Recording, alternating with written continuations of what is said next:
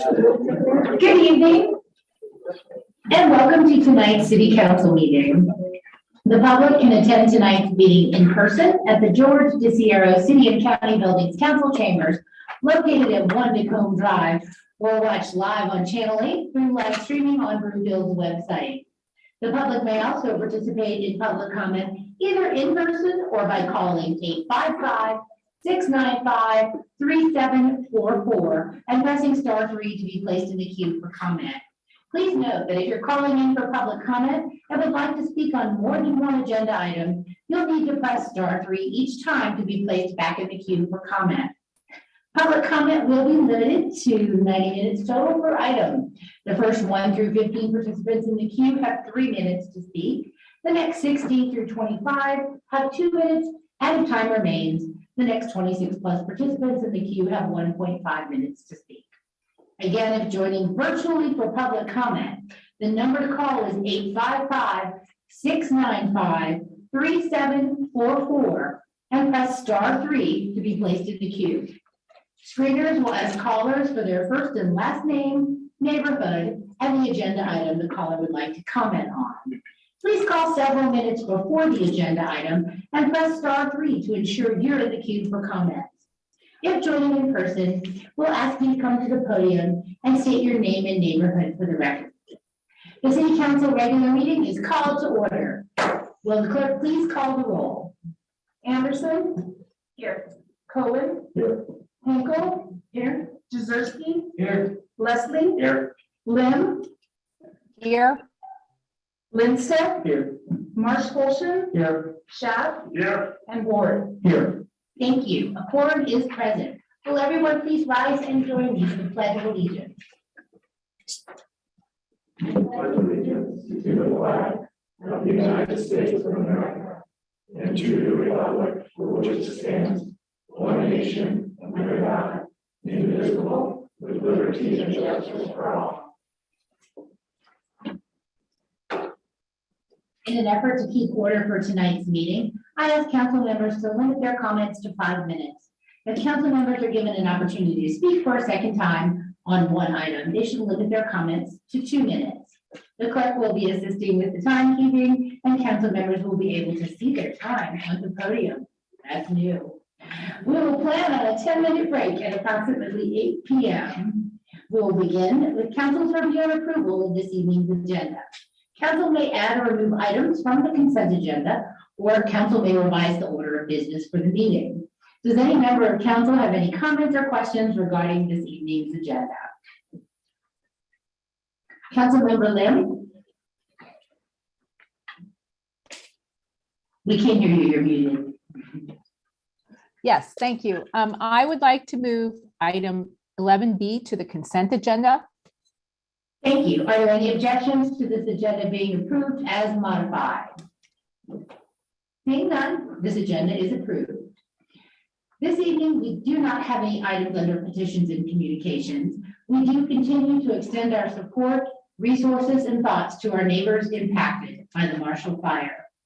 A key person in Broomfield's response is here this evening that we wanted to take a moment to recognize. Chief Krieger has been with the City and County of Broomfield for the past 7 years, with more than 40 years in law enforcement. And today is officially his last day before he begins his next adventure of retirement. Chief Krieger, would you please come to the podium so we can honor and thank you for your years of service to Broomfield.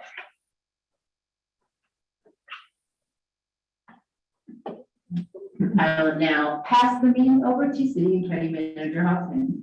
Thank you, Mayor and Council. Good evening. And we had quite the celebration and packed house today for Chief Krieger's going away.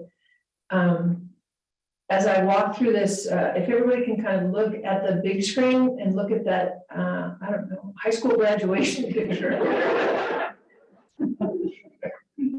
Our city county clerk has a great idea now that his lovely wife had submitted that picture to us. We all got such a kick out of it.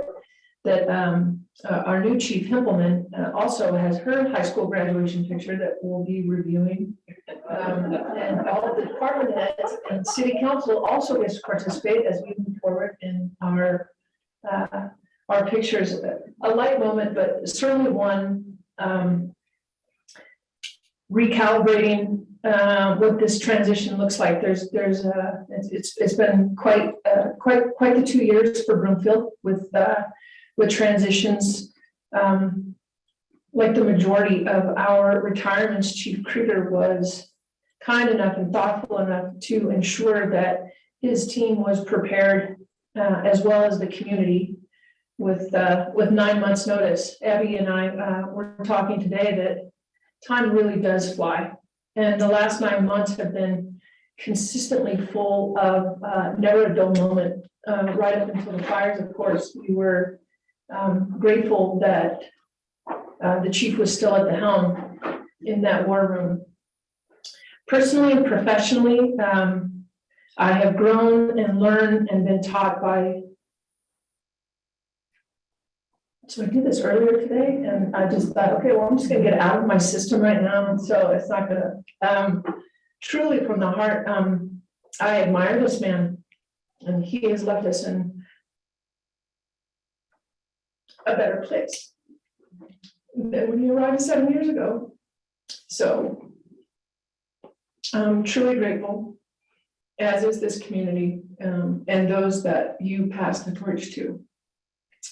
The dynamics and the culture has been a significant shift with you at the helm. And we are grateful that you have prepared our next chief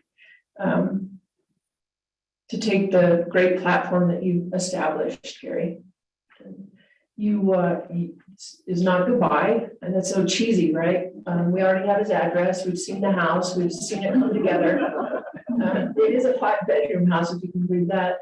He and Karen are moving to a really beautiful place in Cheyenne. Gary's opening it up and having like a quasi fair for Cheyenne Frontier Days, and we'll all go there. Karen, I don't know if he told you that, but we're all pretty excited about it. Chief, final parting words, my friend. Sure. Well, I just want to express what an absolute honor and pleasure it was to be here for the last 7 years. And as I said earlier today, I mean, there's no small part of me that wants to continue. But to be honest with you, I mean, truly, because I absolutely love Broomfield Police Department and City County Broomfield, but to be honest with you, the energy it takes and and just the new ideas and stuff, there's always a time when a leader has to step aside. And it's because while it might benefit me and I would enjoy being here, it would do no favors for the organization. And so it's in a really good place with what more importantly, really good future leaders, new leaders to take over with more energy, more vision, more direction, and just a whole new level of progress that it can bring to the organization. And I think that's just the most important time for me to step away, as much as I'm going to miss everybody, because this is really a family, right? And being in the operations center over the last weekend, or Thursday and Friday, and just watching everybody from Ms. Hoffman in there to the entire the fire department, the police department, and making some pretty critical decisions in just moments, and significant decisions, you know, like evacuating pretty much what 1/4 of the city, and it had to be done quickly because the fire wasn't burning in a line. It was burning fueled by the winds up the open space and trails at about 100 yards every 5 minutes. So it's surrounding neighborhoods quickly. And the only fire break that we could really view was 287. That was the only place where we really thought that they could stop the fire. Luckily, they were able to stop it just before the mall. But tragically, there was a lot of loss for a lot of people. But we had never evacuated a jail before. I hadn't even heard of it being done before. And to turn to Deputy Chief Clement and say, I need you to evacuate the jail, have it done in basically an hour, let me know how you're gonna do it. And they did. I mean, that's the amazing kind of leadership, problem solving that goes on. And they called in people and nobody said no, and they came in and they helped.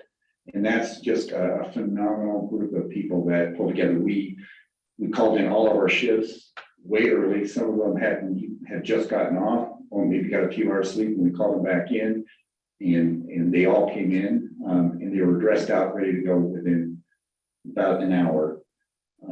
And the evacuations that we were doing, we had damage to 5 patrol cars. The heat was so much, it was blowing out the windows of the patrol cars.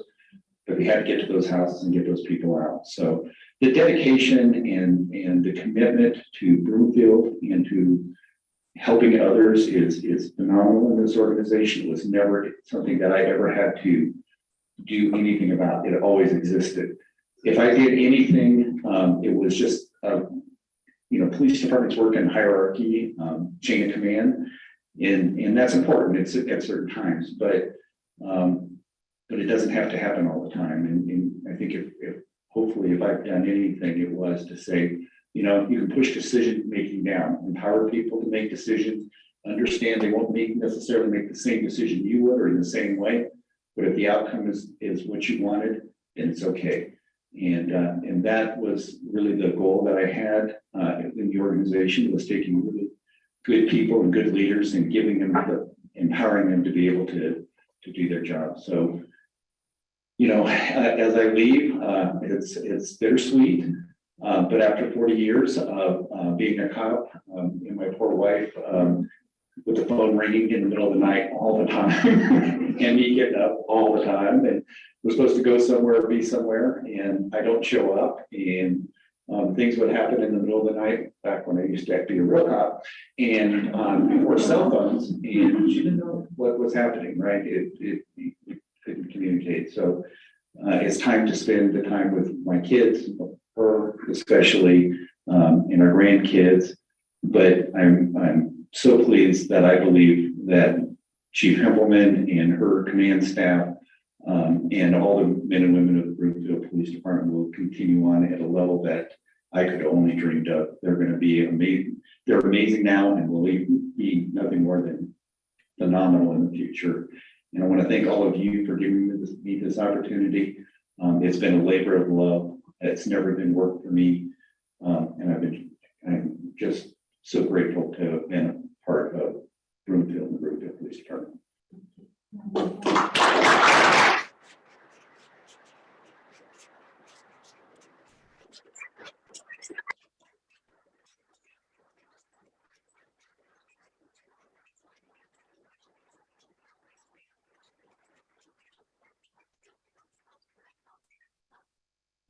Just P.S. Gary and Karen are expecting a grandson any minute, actually, right? Yeah. First grandson, we have 2 granddaughters. Boy, yeah. Excellent timing. Yeah. Well, I'm going to ask council if they would like to say anything. Any council member comment? Councilmember Hinkle? Yeah, wow, what a night. Where is he now? Oh, there he is. I don't recognize you without your uniform on. I'm also trying not to get emotional. I think that this is a monumental evening and a moment in time where we can really say thank you for so much that you've done, not only for your community, but people outside of our community. Many times at the Boulder shooting, we were there, right? Many times at the fires recently, we were there. And so you don't just serve just Broomfield, you serve your neighbors. And that's a testament to, Broomfield and the way that we work and the way that you lead. I've enjoyed coming into roll call, bringing snacks and beef jerky I hear is a hit. And then doing ride-alongs recently. I couldn't be more proud of our police department and the way that they speak too about our residents and the way that they treat our residents. I've heard time after time our residents say, our Broomfield police are the best because we're treated really well. We're treated like humans. We're not treated like we're subhuman. There's many times where I've seen where you guys were very, very fair in certain situations that I think are really tough. And I just really want to commend you for your leadership and thank you for your time and service. And we're going to miss you. Thank you. Mayor Pro Tem Jazerski. Thank you, Mayor. Very briefly, Chief Gruber, most definitely that the city's going to miss your service and your leadership on our police force. But most importantly, we're going to miss your skills at first base and your big breath and the animal softball game. Not sure how everybody does that. I've been recruited by the seniors because I.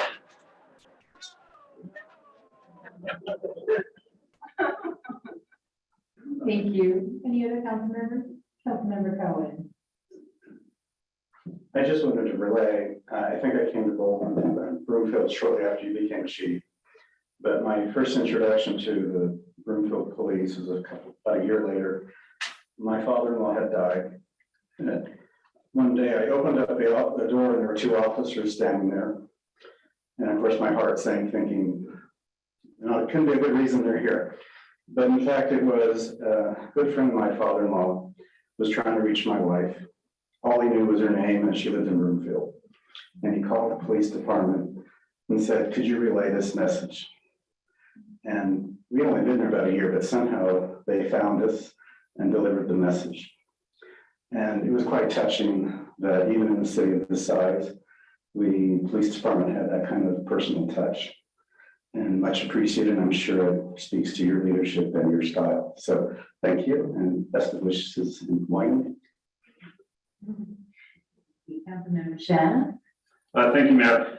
So as you know, my kids were born and have grown up. They're fourth and second graders now. They've grown up in Broomfield. And at an early age, both of them would wander the streets in their police uniforms. And we've talked about this and I've shared pictures with you. And they've attended National Night Out and they're so impressed and they look up to each of the police officers here in Broomfield. And I know that's a big part of the culture that you have brought here as well as the rest of the great officers here in Broomfield. It's just they continue to inspire our next generation of citizens. And these last 4 years working alongside you, it's been a ride. I appreciate your willingness to have the hard conversations. I appreciate your willingness to engage with any ideas, with any conversation that there is. So I appreciate your commitment to Broomfield and your service to Broomfield, and I wish you the best in your retirement. Anyone else? Well, we have a little celebration in the conference room. I don't know if we're doing that at the break or you guys are gonna run in there, but thank you, Chief, for all you've done for over the years. And we will miss you. I will miss seeing you in the back of the room immensely, but I know that you created a safe place for all of us. And we wish you all the best. Thank you. Thank you. We were gonna give you we made sure that those cupcakes that have the really midnight dark blue frosting. But it's diminished a little bit because we all have masks on, but we thought it would be fun initially to be able to all eat those cupcakes and have the blue tongue and the blue teeth and the blue. So they've had an awfully long day today. Chief and Karen, it's been just packed full. So please grab a cupcake or feel free to stay until the break. The mayor has guaranteed us tonight that we're going to be out of here by, I'm sorry, I don't know what time is it? 8 p.m. 8 p.m. Everybody double knock. Much love, my friend. Thank you, and I'm sure I have a lot of friends and a lot of close relationships here in Broomfield. I'm not far away. I'll be back to visit. So thank all of you again for the best 7 years of my life. I've enjoyed every minute of it. So thank you.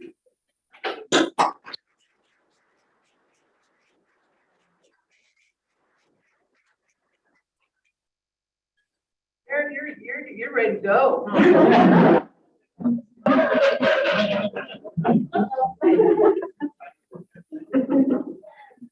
All right, next we'll move to public comment. This is an opportunity for the public to comment on matters other than items already listed on this evening's agenda. As mentioned earlier, the public may comment both in person or via phone. If you're joining on the phone and want to be placed in the queue for comment, please call 855-695-3744 and press *3. If you're joining in person, please line up behind the podium. Public comments will be limited to the time outlined earlier. So if anybody wants to have their 3 minutes.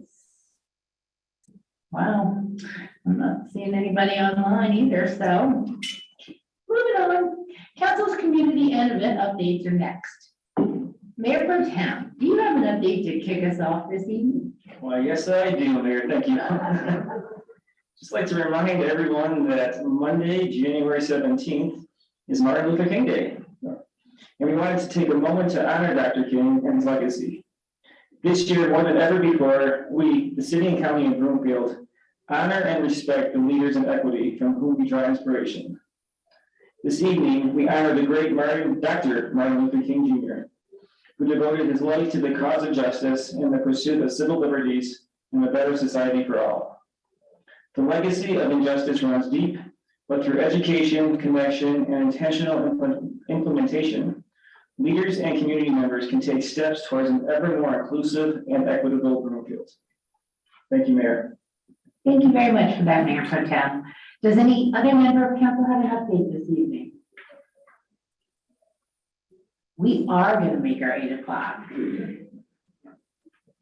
Okay. Council's consideration of the consent agenda is next.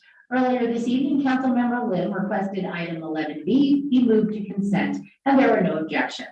Therefore, the clerk will read items 7A through 7I and 11B, but we will do 3 separate votes as items 7H and 7I are requests for an executive session and require individual motions. Additionally, it was brought to our attention that the minutes from the December 14th council meeting, as included in the memo for item 7A, were missing an appointment. Councilmember Schaaf was appointed as the alternate to the Colorado Municipal League. The clerk's office will update the record, and the recommendation is to approve 7A with the change. Following the clerk's reading of the consent agenda items 7A through 7I and 11B, we'll ask for public comments for all of those. Will the clerk please read agenda items 7A through 7I and 11B by title? 7A, approval of minutes from December 7th, 2021 regular meeting, December 7th, 2021 special meeting, and December 14th, 2021 regular meeting, as amended by the mayor on the record. 7B, resolution number 2022-01, designating the public place for public posting notice of public meetings as required by Colorado Open Meetings Law. 7C, resolution 2022-06, authorizing and approving the intergovernmental agreement between the city and county of Broomfield and Jefferson County for utility construction within the State Highway 128 right of way.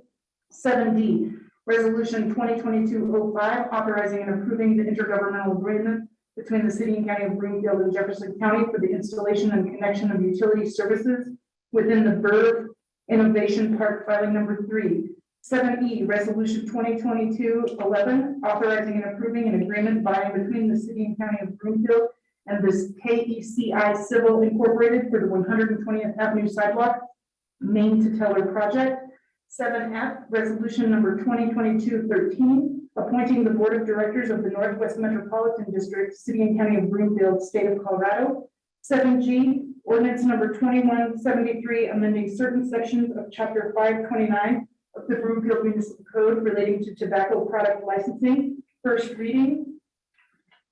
And 11B, ordinance number 2172, amending certain sections of chapter 1754 of the Broomfield Municipal Code regarding PFAS in oil and gas operations, first reading.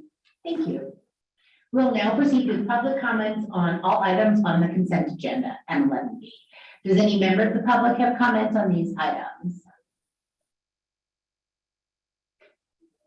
I don't see anyone online.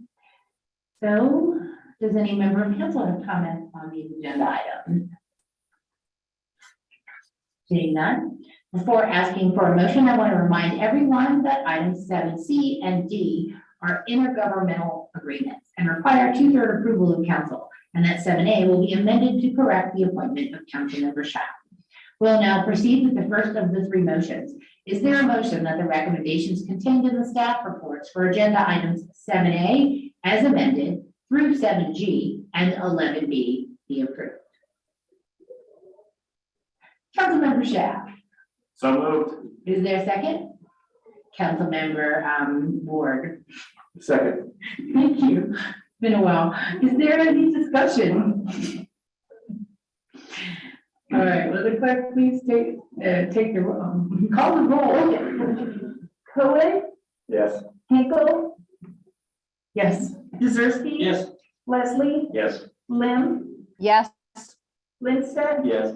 Marsh Wolfson, Yes. Schaaf, Yes. Ward, Yes. Anderson. That passes unanimously.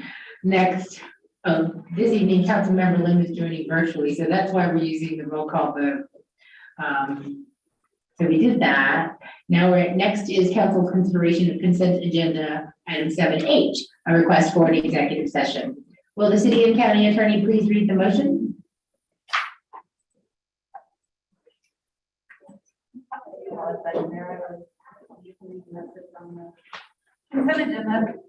Oh, that's okay. Where's I? Is I after? Oh, yeah. Wow, 3 weeks off. The motion is that an executive session be held on January 25th, 2022 at 5:15 PM for the purpose of discussing personnel matters related to council appointees. Thank you. Is there a motion? I'll move it. Councilmember Leslie, thank you. Is there a second? Councilmember Marshall. Second. Is there any discussion? Will the clerk please call the roll? Hinkle, yes, Jezersky. Yes.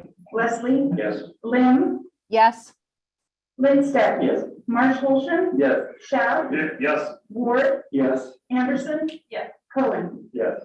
Thank you. That passes unanimously. The last item on the consent agenda is council's consideration of consent agenda item 7I, another request for an executive session.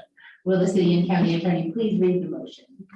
That an executive session be held on February 15th, 2022 at 5:15 PM prior to council study session for the purpose of providing legal advice and obtaining instruction to negotiators regarding the Jefferson Parkway Public Highway Authority. Thank you. Is there a motion? So moved. Councilmember Hinkle, is there a second? Councilmember Shaw? Second. Thank you. Is there any discussion? Will the clerk please call the roll? Jezersky. Yes. Leslie, Yes. Lim, yes, Lindstedt, Yes. Marsh Wolfson, Yes. Schaaf, Yes. Ward, Yes. Anderson. Yes. Cohen, Yes. Hinkle. Yes. Thank you. That passes unanimously. There is no business before the Board of Social Services. This evening, we have the COVID-19 update for the Board of Health's review. The meeting of the Board of Health is called to order. I'll ask the clerk to call the roll of the Board of Health. Leslie, Yes. Lim, yes, here, Lindstedt, Here. Marsh Wolfson, Here. Schaaf, Yeah. Ward, Here. Anderson. Here. Cohen, Here. Hinkle, Here. Jezersky. Thank you. A quorum is present. Board members have a copy of the agenda memorandum, which I'll ask our staff to summarize. Thank you, Mayor. Jason Bowling, Director of Public Health and Environment, will update us. Good evening, Board of Health. It's my pleasure to be in front of you again to provide the latest update on the COVID pandemic and the situation we're facing. Obviously, you've heard the news around the significant spread of the Omicron variant across the entire United States. It's happening here in Colorado, and it's infecting or impacting, I should say, Broomfield significantly along with the metro region. As you can see, our case incidence and percent positivity are at all-time highs. And the Omicron variant is 100% of our sequenced cases. So it means that it definitely is the dominant strain here in Colorado. As of January 8th, our state 7-day average was 7,394 cases. And the percent positivity is 26.8. For Broomfield, the 7-day incidence is 1,105. per 100,000 cases, and percent positivity is 28%. I want to remind everybody that percent positivity should not be higher than 5% as a threshold to be able to be aware of and mitigate COVID-19 in your community. Additionally, as far as vaccines, the CDC has approved booster doses of the Pfizer vaccine for 12 to 15-year-olds. Additionally, the time series from completion to booster is now recommended at 5 months. It used to be 6 months, as you remember, for the mRNA vaccines. And they recommended a third primary series dose for certain immunocompromised children, 5 through 11 years of age. Here in Broomfield, again, we've done really well with our vaccination rates. 74.3% of our total population is fully vaccinated. And 53% of Broomfield kids ages 5 to 11 have 1 or more doses. And we expect that to keep going up. We're seeing the initiation continue within that population, and we're seeing the completion rate continue, which is great news. Additionally, 52.5% of all fully vaccinated residents and 77.7% of eligible residents have received a booster dose. And why that's so important right now is the CDC is recommending everybody get the booster dose after that 5-month period to prevent coming down with COVID and potentially COVID disease. But what we know is that vaccinations are still very effective, even with Omicron, in preventing hospitalizations and deaths if you're fully vaccinated. Additionally, if you're boosted, it significantly goes down of your chances of being hospitalized or dying from COVID. What we're seeing right now in hospitals are primarily hospitalizations are being driven by the unvaccinated. We're still in a dire situation as far as our hospitalizations. We saw a significant increase in hospitalizations in November, as you'll recall. Going into December, we saw that start to taper off and go down with Delta starting to peak. And then we saw Omicron come on. And Omicron will find you. It's so transmissible if you're unvaccinated. And so that's what's leading to the significant increase in hospitalizations statewide. And our system is still very stressed. We had a press conference with the Metro region and Mayor Hancock and had leaders from the hospital system come and talk about where they're at as far as hospital capacity. And the main driver right now is staffing. And a lot of people indicate, well, that's because of the vaccine mandate for healthcare providers. That is definitely not the case in the Metro region.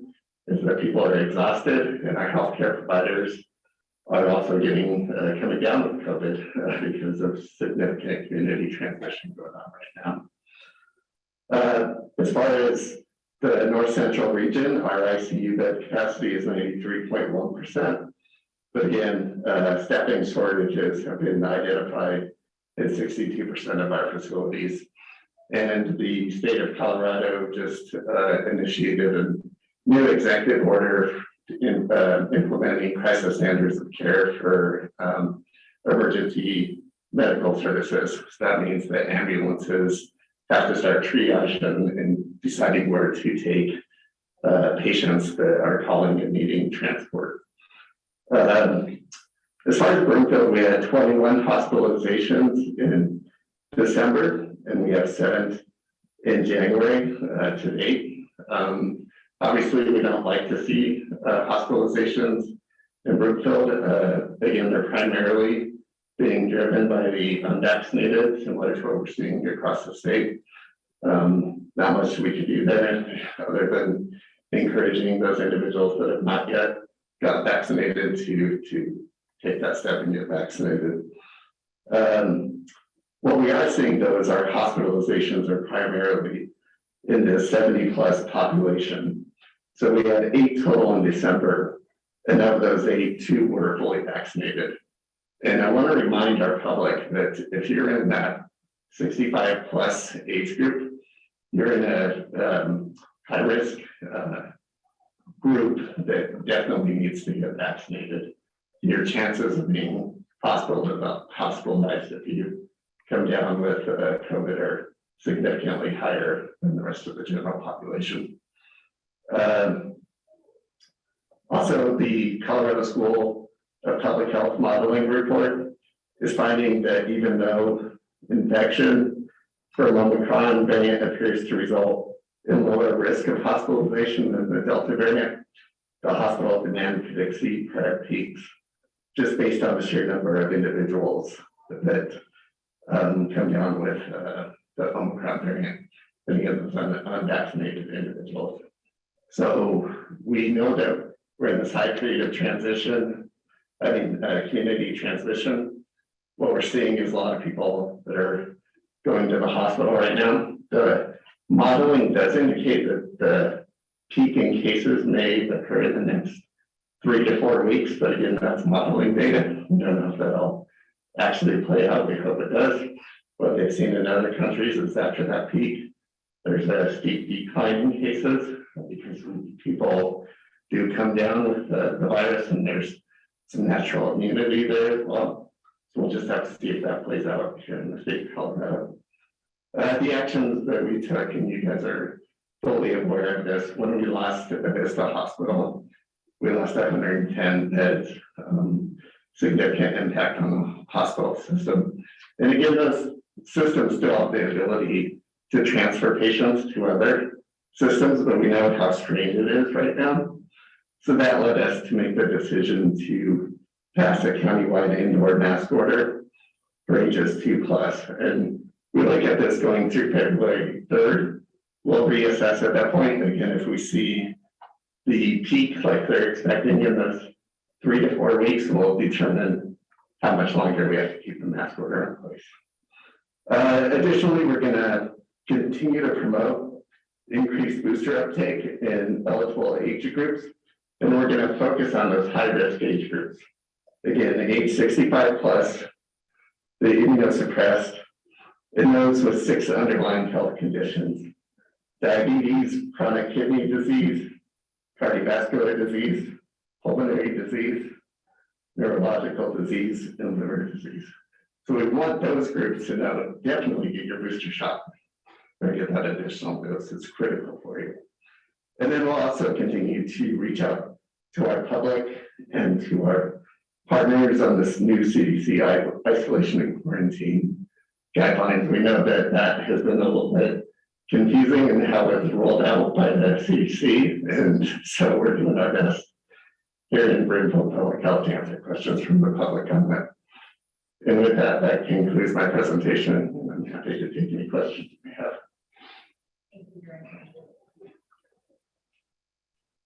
Thank you, Director Baldwin. We'll now proceed with public comments. Does any member of the public have comments on this agenda item? And I don't see any online. So any council member comments or questions? Council member Marshall.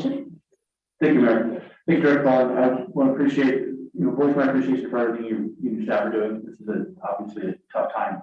Couple of questions on, you mentioned the Vista Hospital. Do we have an update on when that is likely to reopen? So we've been in communication with the hospital CEO, but I haven't reached out actually this week to see what the latest status is. Maybe Ms. Hoffman may have an update on that. 4 to 6 months. Thank you. And then the other question I have on the booster shots, are they recommending that, we already got our booster shots, that we wait 5 months and get another one, or is it going to be one of those things we have to do every? Yeah, excellent question. No, at this point, they're just recommending that third dose or that booster after 5 months. They're still following, what they're doing is following cohorts to determine if there's additional waning immunity in addition to data coming out of Israel and other countries to determine if we'll need a 4th dose. And do you have any updates on when children under 5 will be? So I know the FDA is looking to fast track that as much as possible. I think the latest I heard is they're looking at consideration within this month, but we'll have to see if that plays out. Oh, thank you. Councilmember Anderson? Thank you. I might have missed this, but you had mentioned level yellow. And is that, if you go back to the previous level yellow with the, is that what you said, but we're now on level yellow, correct? No. No, okay, I thought, for some reason I heard that. Okay, so we are good there. Okay, that's kind of different.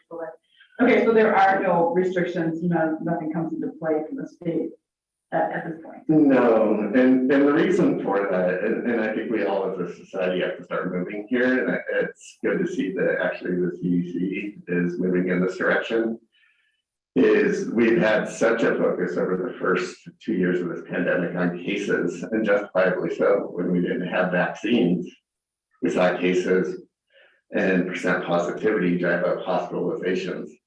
Now we're at a place where we do have highly effective vaccines, and we have a population that's boosted. In addition, we have natural immunity that's occurring from people being infected. And so what the CDC is moving towards is more that severity that we've been taking in Broomfield.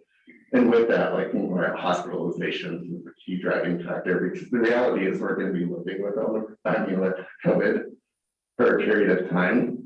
And it's how do we live with COVID going forward in the foreseeable future. And with that, I think it's us getting used to these mitigation steps that we all need to take individually to be able to help protect ourselves, but also protect our neighbors.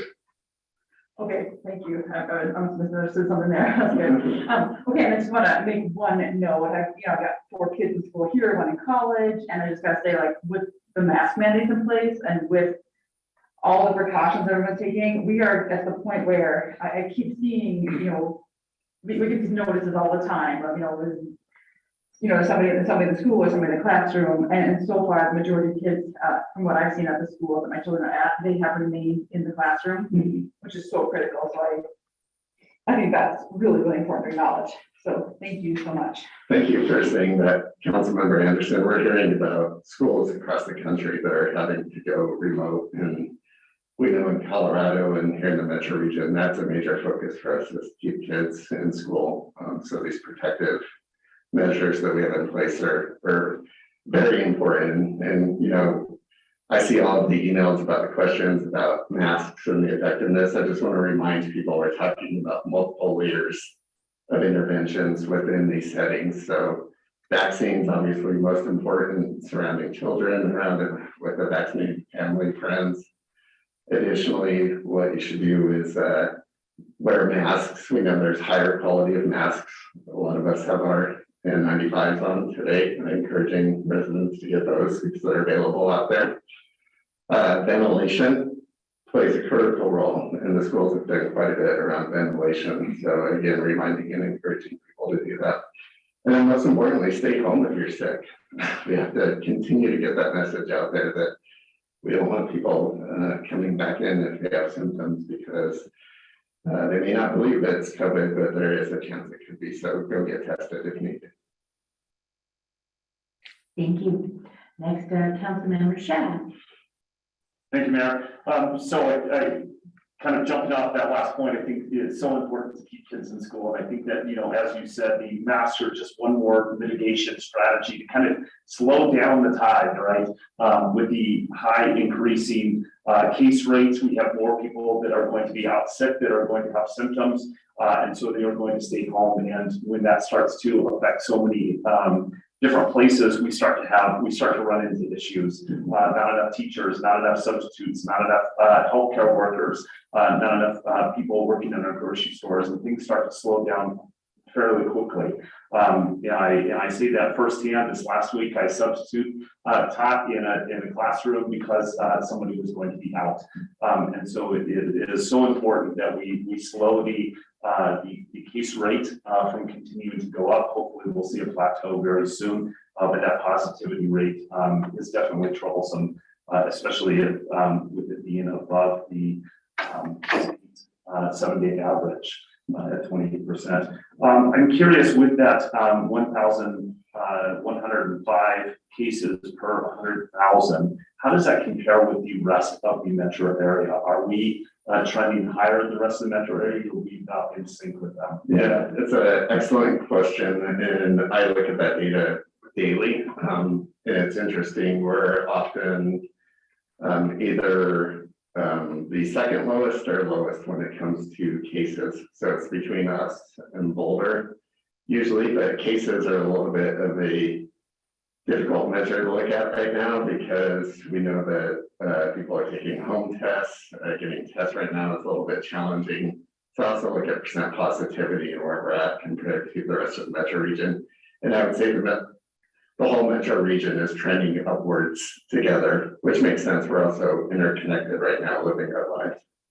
But I think that continues to be, you know, a call out to our community of the, you know, the willingness to continue to add these mitigation measures to, you know, keep our rates low in our community compared to other metro areas, but they are a little high right now. You know, one question that I had this last week was about the hospital beds.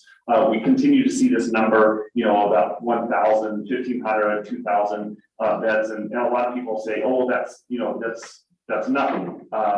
But what is that capacity for statewide hospital beds? Are we looking at, you know, thousands, or, you know, what is that? Yeah, it's another excellent question because it really comes down to staffed hospital beds. And so often the state reports on number of beds that are available. We tend to look at what's being reported by the North Central region and others around staffed beds. When we look at that, though, council member staff, that fluctuates because again, you have transfers going in and out between the hospital system on a daily basis. But the numbers we've heard from the School of Public Health is around 2,000 is the capacity that we have as a state.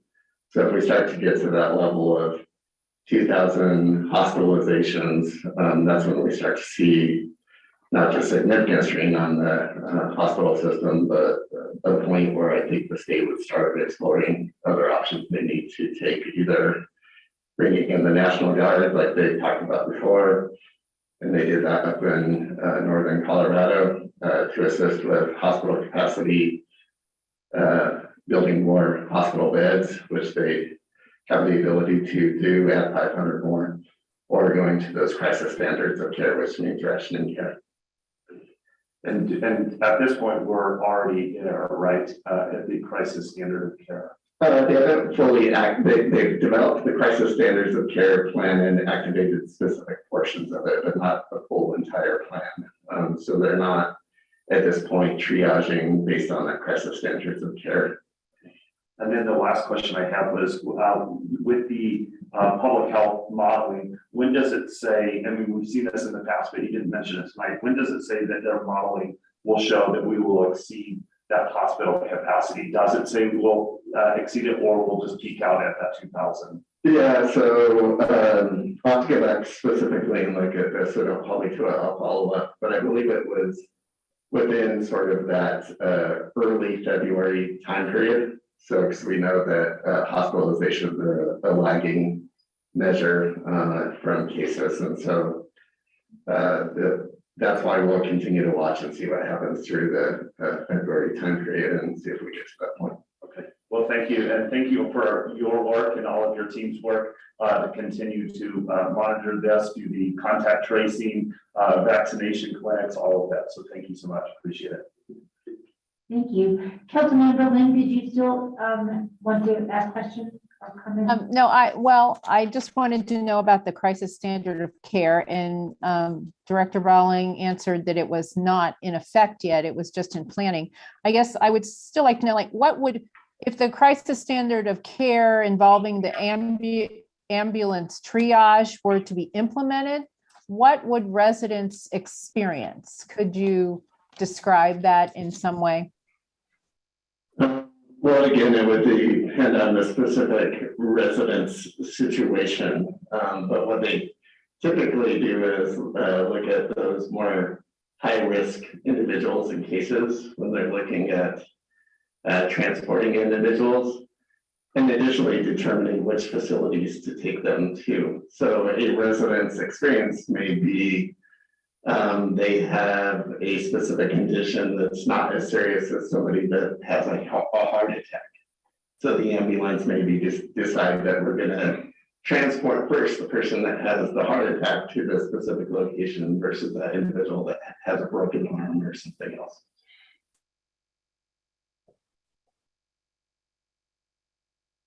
You're muted, Councilmember. Yes, I know. Yes, thank you. That,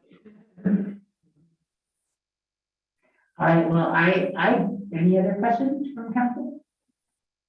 Yeah, the crisis standards of care is obviously a huge concern to us and should be to anyone, especially if you live with someone that's medically vulnerable and has comorbidities or pre-existing conditions.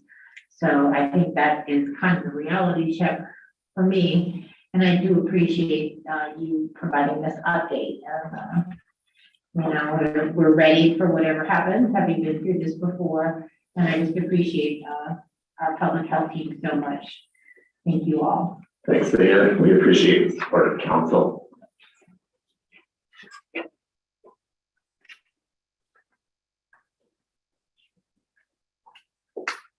Seeing there's no further business before the Board of Health, the meeting is adjourned.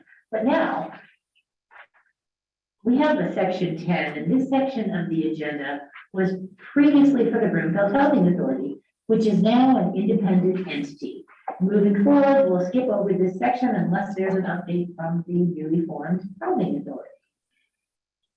Our next order of business on the agenda is the public hearing and council consideration on second and final reading of proposed ordinance number 2170, amending chapter 2-42 of the Broomfield Municipal Code relating to regulating marijuana establishments within the city and county of Broomfield.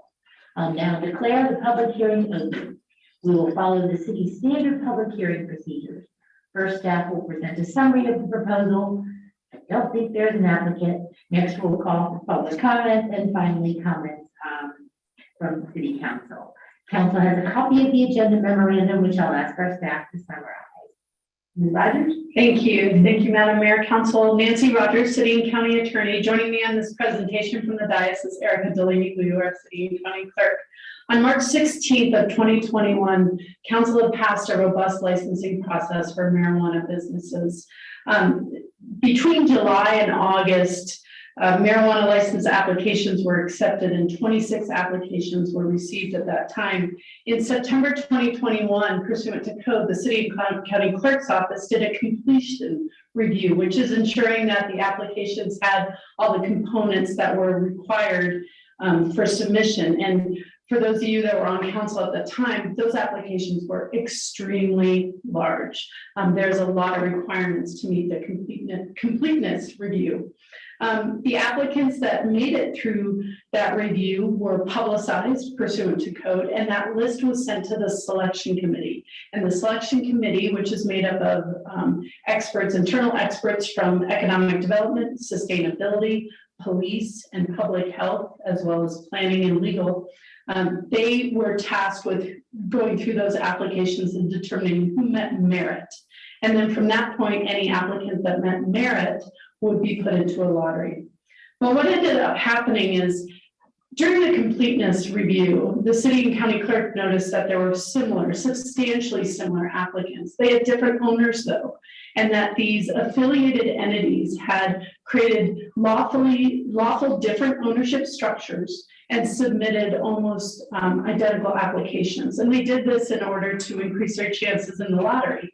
And the way the code was written at the time, that was permissible because it said each owner may only submit one application. So a few things happened at that time. Council got a lot of complaints, so did staff. And we were sued by one of the applicants saying that this process was unfair and this wasn't what was intended by council. During the March 2021 discussions, it was very important to council that we have a diversity of applicants, that there was going to be a choice for Broomfield residents. So obviously having applicants even lawfully exploit this loophole to load up their chances in the lottery was not council's intent. At that time, we paused the licensing process. We let all the applicants know, excuse me, and the clerk's office, my office, city manager's office got together and we worked out solutions. And we thought the best solution was get this back before council and make sure that we modified the ordinance so that it was clear that not only can only one owner submit an application, but also affiliated entities. And we defined what an affiliated entity is to include those who have business relationship, they share trade names, even families, because that's some of the things that we saw in the applicant group. So that's the ordinance that's before council tonight. If it was to pass tonight, the licensing process would resume. The clerk's office would once again go through the completeness review and modify that review as needed based on this new ordinance, and then pass that again to the selection committee, who is ready to resume its activities and look at these applications to determine who meets merit. That's it, Madam Thank you, Chair. Ms. Rogers. Yeah, thank you for that very succinct summary. Seems like a lot more happened. We'll now proceed with public comments.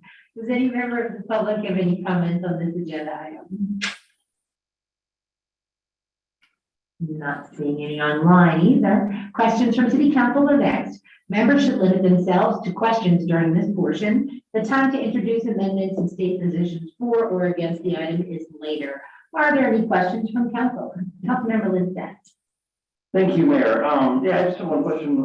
After the first round of applications are moved on to the lottery process, before the second round begins, are you expecting us to review how it went, and is there cleanup we need to do on the regulatory process we created is pretty lengthy. So, what are you expecting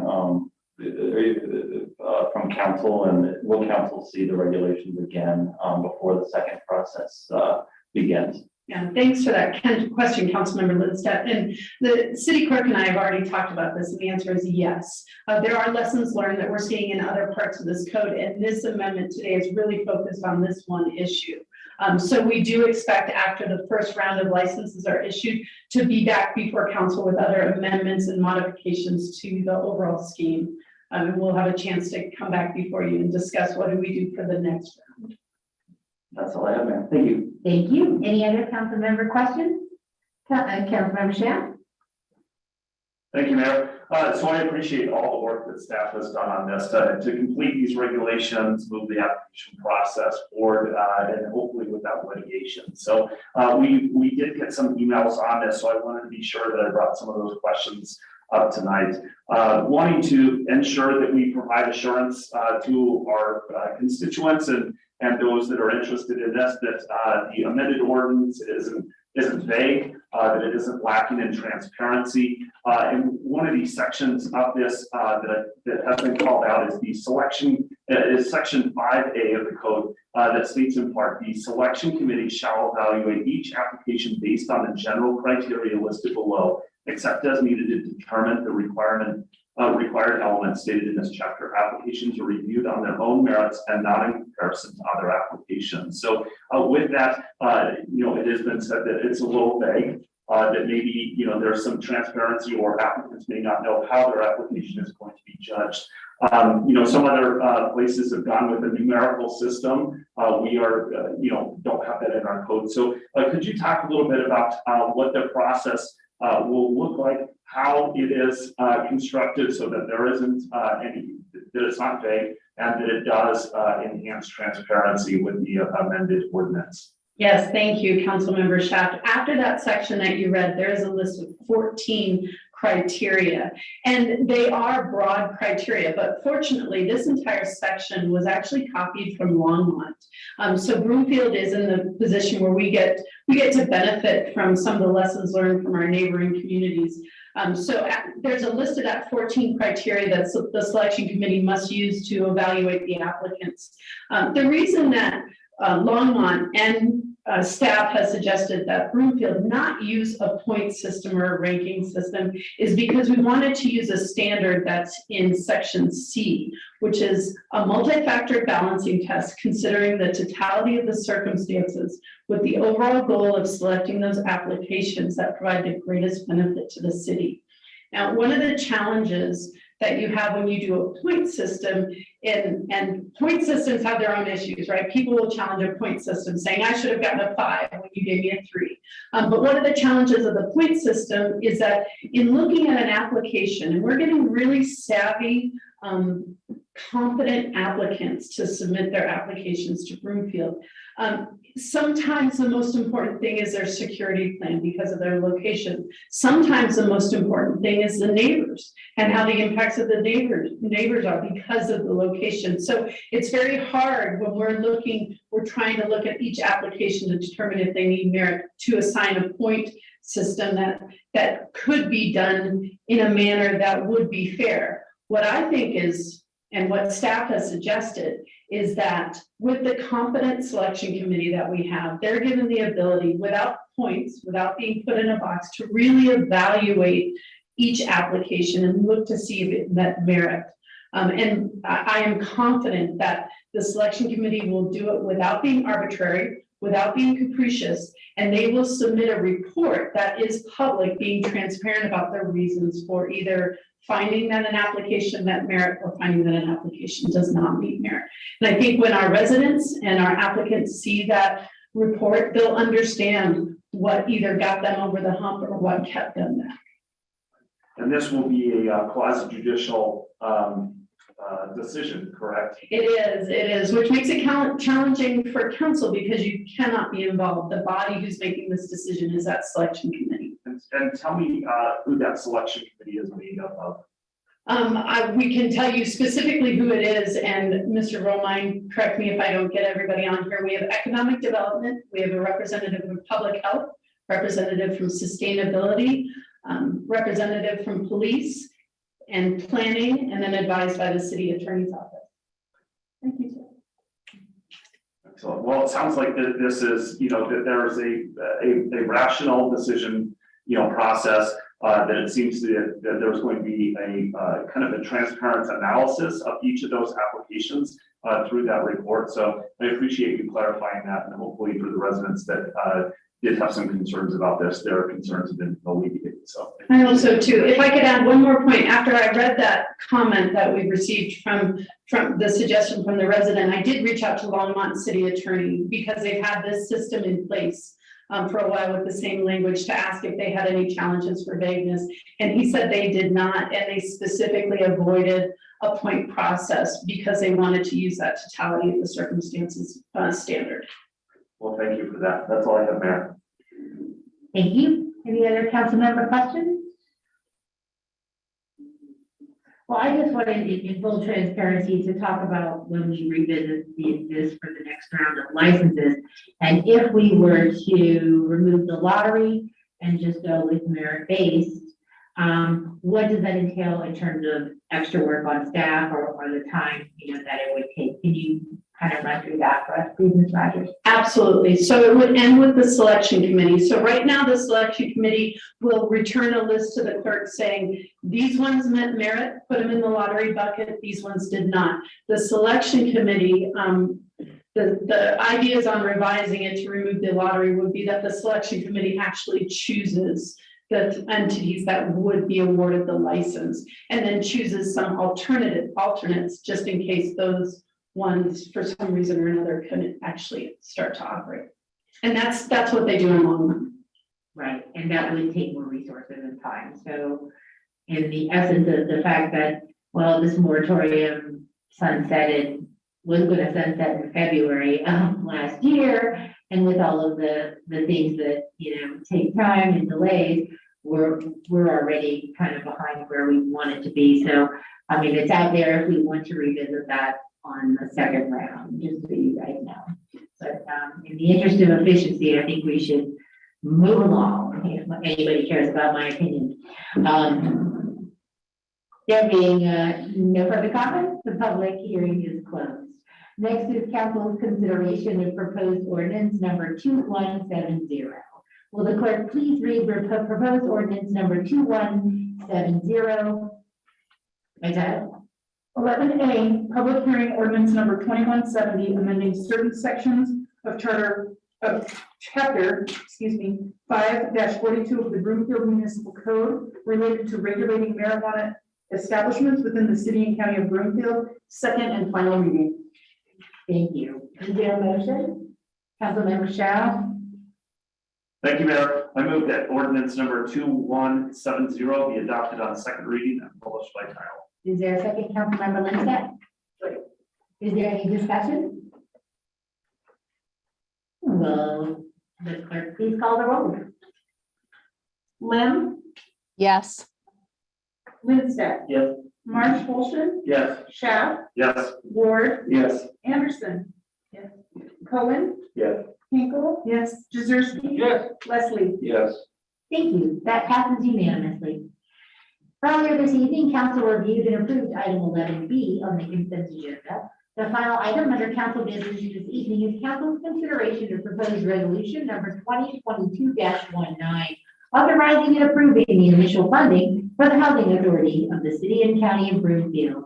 Council has a copy of the agenda memorandum, which I'll ask our staff to summarize. Thank you, Mayor. Jeff Romine.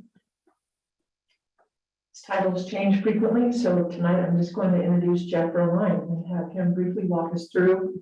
We had the very first meeting and the swearing in of the new board. They're all very excited to move forward.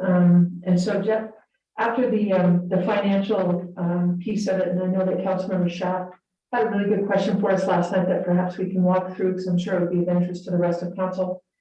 But Jeff, if you could update them on what the status is of the executive director hiring to what that timeline is, I sure would appreciate it. Mr. Romine. Absolutely. Mayor, Pro Tem, council members, and City and County Manager Hoffman, as well as BHA Secretary and Executive Director Hoffman. Since I have many titles, so does she. So I just want to point those out. Mayor, as the memo points out, if you recall, on October 12th, City Council approved an IGA which authorized both the Independent Housing Authority and setting up the board, which has been done. The council did make those appointments, as you all know, and those 5 members did meet. At the same time, though, we had to facilitate the transfer of the funds which are committed in the IGA. What this vesting agreement, this initial vesting grant does is it sets aside exactly how we will be doing that. Both for the Broomfield Housing Authority request funds from the city in the manner in which we'll distribute those funds. At this point, of course, as you can imagine, the Broomfield Housing Authority does not have a bank account, which is why we set it up the way we did, which is they can request the funds from us. We would then make that disbursement to them through a check or whatever form that they select. The other part of it, of course, is as you all recall, within the IGA, it's a $3 million investment, initially intended to last roughly 3 years from an operational expense, as well as pay for programming dollars and investments in program that they may be doing. There may be requests for additional funds as we go forward, but that $3 million is intended to both start them up and also provide the operational expenses for the 3-year period. So that's the way that it's set up within the IGA and it's discussed. As you will note, there are 3 payments that we're proposing through this vesting grant. And that is $1 million that can be requested by letter from the Broomfield Housing Authority to the city and county manager of the city and county of Broomfield. No sooner than January 10th, which was obviously yesterday. So upon approval of this, they will be able to immediately request $1 million. No sooner than April 1st, they can request a second $1 million, and then no sooner than July 1st. The idea is they'll be able to obtain the money as they need it, but we'll have it set up there. Secondly, as the city manager pointed out to you in her opening comments, one of the council members, Councilmember Schaaf, asked a question yesterday concerning how much money is available within the accounts and how we've set it up. So as you recall, just to kind of give you that quick summary, in 2020, the city council approved $1 million that went into an account, a housing account that was set up within the city and county of Broomfield's accounts for those dollars, and it was referred to as the Housing Development Fund. In addition to that, as part of that action and following action within the inclusionary housing ordinance, we have designated, and as funds come in from that fund. So if you recall, the inclusionary housing ordinance asked or required developers who are producing units to either provide the units, provide alternative satisfaction, or potentially pay a cash in lieu, which would be calculated. In several cases, developers have made cash in lieu payments. They are made upon issuance of the building permit. So that's when the actual cash is received. In 2021, we received $3.382 million in cash in lieu payments. So our current balance, according to our estimates, it's not audited yet, so they'll be finished, and we'll close those books later in February. So our current estimate is there's $4,856,518. We have a commitment right now, if you recall, that you approved for the Crossroads development at Arista for $1 million. And that's our current commitment out. And then we have this $3 million commitment. So we have coverage for all $4 million of commitments at this point. There are other things that we have talked about bringing forward and would bring forward if cash is available, such as a Habitat for Humanity project called Discovery Place. So there are other things that we have on our lines that we're thinking about and bringing forward, but those are our current commitments that are obligated under council action at this point. So I believe that represents where we are. So we have roughly $4.8 million, and we have now committed $4 million out of those funds to be utilized for creating and facilitating affordable housing within Broomfield. At that, Mayor, I conclude my presentation on this particular action. Thank you very much. Does any member of the public have any comments on this agenda item? Not seeing any council member questions, council member staff, and then Hankel. Thank you, Mayor. So I did ask this question last night about looking for a spreadsheet just to further kind of delineate where this money is coming from. So I appreciate the additional information that you provided. So I think that it's important for us to see how those developer contributions are within that spreadsheet. So as opposed to just kind of one line item that says here are the contributions from those developers of 3.8 million or so, that those are actually broken out. And the reason I say that is because I think that as we continue to go forward, we need to realize where those dollars are coming from. And I guess the big thing is to understand that within those certain developments, there isn't many deed restricted housing, that those were only cash in lieu payments. And so it's important that we understand that. And as we continue to spend those dollars, it's the awareness that, how those dollars are spread throughout the community and where those dollars are originating from. So I think it just adds an element of further understanding and transparency where those dollars are coming from. Is that something that can be possible in terms of that kind of financial information so we can see that breakdown? Mayor Pro Tem and members of council member Shaft, absolutely. That's a commitment that the city county manager asked me to make yesterday, and that's something that we intend to do going forward. That'd be a program report that we'd be providing. So it'd be both a distribution or both be an explanation of where the funds have come in, as well as a geographic indicator, so that you can see that and tie it to. There are several projects, as you can imagine, which have committed through concept review that they'd likely come in with a cash in lieu payment in the future. So we'd be also giving you a sense of timing, and that's our desire from a transparency standpoint.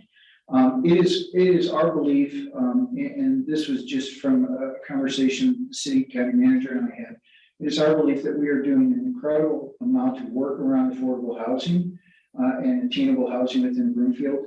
We are very proud of that work, as I think you all should be, and we are looking forward to bringing that transparency forward through a program report. Great. And I think that, with your position also involved in the development matrix team and looking at kind of taking that proactive approach in terms of developments, we're we're not only going to be implementing affordable housing and restricted housing in the future, but also looking at the best places for where to put those developments. And I think that the proactive nature in that is going to be very important. So timing, the readiness, the infrastructure that is going to be needed, and the when and where those developments are going to be. So I appreciate you, being able to kind of bridge this gap. And City and County Manager Hoffman mentioned the executive director hiring. And I don't know if I missed that, if I was typing something right as you said that, but can you give us an idea of what that timeline looks like? Mayor Pro Tem and council members, if it's okay, then I'll give that update right now, rather than delaying until after the vote. Right now, we have gone through the first round of screening. We've completed that screening. We'll be doing the first round interviews on Friday with the preferred candidates, the ones that met the minimum expectations and beyond. At that point, the Broomfield Housing Authority has requested to provide between 2 and 3 names, and so we've scheduled for their next meeting, which is actually Wednesday, January 19th. They'll be having an executive session, which they've already called for, where they'll be interviewing 2 to 3 candidates. Depending on how they feel about those 2 or 3 candidates, we will close that executive session and proceed forward. Just as a reminder, there's a uniqueness with this transition that we're in the midst of, and so that as we committed in the IGA, the city and county of Broomfield will be hiring that individual. They'll be primarily directed. They will be working under the direction of the city county manager officially, but they will be primarily being directed by that board. At some point when we are able to create the full completeness of the employment situation for them under the Broomfield Housing Authority, that's when they would transfer over. But in the meantime, in order to attract qualified applicants and strong applicants, we wanted to make sure they have a full benefit package similar to what we have. And so working with our HR department as well as the city attorney's office, that's how we've been able to determine to go forward. So they will be making hopefully a recommendation on who they think we should be hiring, at which point we will then move forward with that hire. So our goal, and I say that as a goal, not necessarily a promise, but I have every incentive personally to get this person in place. We hope to have them in place in February. Great, thank you. That's all I have, Matt. Councilmember Schaaf, I wanted to say just quickly, Mayor, the caliber of individuals that have applied, not only for the executive director position, but also for our open program manager. We are really, really pleased with the folks that have indicated their interest. It will be a very difficult decision, which is exactly where you want to be for a program taking on. Thank you. Councilmember Hinkle. Thank you, Mayor. Thanks for being here tonight, and I really appreciate all of your work on this. I know that this is hard work from the ground up. And then also, looking at other places, what are best practices and those sorts of things. And I was able to go to the first housing authority meeting, and it was pretty exciting. And parts of it weren't, the most fun, right? They had to talk about where they're going to store the money, which banks. What does communication look like for these new commissioners? They wanted their own emails, and that's what they're going to get. And I feel like that communication is going to be super important. So what does that communication look like between the people and council and them? What would that look like for the housing authority? Mayor Pro Tem and council members. So first off, is just so that you all know, the council member is correct. She was there. She acted as a proud mother throughout, taking pictures, documenting everything, kind of like a mother, just watching a little bit from the back. So I just, having been there during that meeting, it was. I apologize, but a little bit kind of fun and humorous, and just how proud you were of that. But going back to your true question, that is around communication. So 2 things. One is to city council. Of course, there's always the city county manager's report, which is an element of every city council meeting.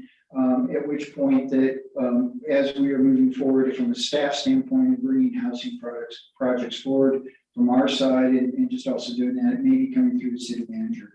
At the same time, the Brookfield Housing Authority is an independent agency. It's an independent public organization. So they will be able to come to you both through public comment and other methods. They can communicate with council members as anyone can. But then, as you know earlier, on the former item 10, or I guess I shouldn't say former item 10, if the item 10, when the Brookfield Housing Authority would like to come and report, or you'd like them to come and report to you, they can do that through that mechanism. So the interaction between the two bodies should be as two independent agencies or two independent public entities, but necessarily working very collaboratively at the same time. Secondly, and probably part of your question is the underlying, the step below that. As noted earlier, and I say this both because it's absolutely true and absolute fact, both in the IGA as well as the current operation, the city county manager is currently the secretary and acting executive director, and will remain so until the executive director is formed. In the meantime, as you recall from the IGA, we will be working very collaboratively. The executive director of the Brookfield Housing Authority is intended to be officed here within this building, within our team, next to our team. They will be independent, but nevertheless will be working very integratedly. As was asked by the Brookfield Housing Commissioners in their first meeting, it's exactly where it's their role and how do they fit together. So that the idea of the collaboration is both at the council level, the board level, the executive director / city manager level, and then we the staff. So we intend and will continue to support what we all heard and what the city managers indicated to the team, the economic vitality team. It is our goal to make them successful, because by them being successful means we'll be increasing the attainable and affordable housing within Brookfield, which is the collective goal and the commitment by the city council by doing this. I hope that answers your question. Thanks. Yeah, I just want to make sure that if we get an email, let's say from a constituent, we just pass it on to the board, to them, because I feel like I would like to have them be sort of autonomous in those decisions and making sure that, because usually sometimes we're probably the most vocal in the community, so people just know to come to us first.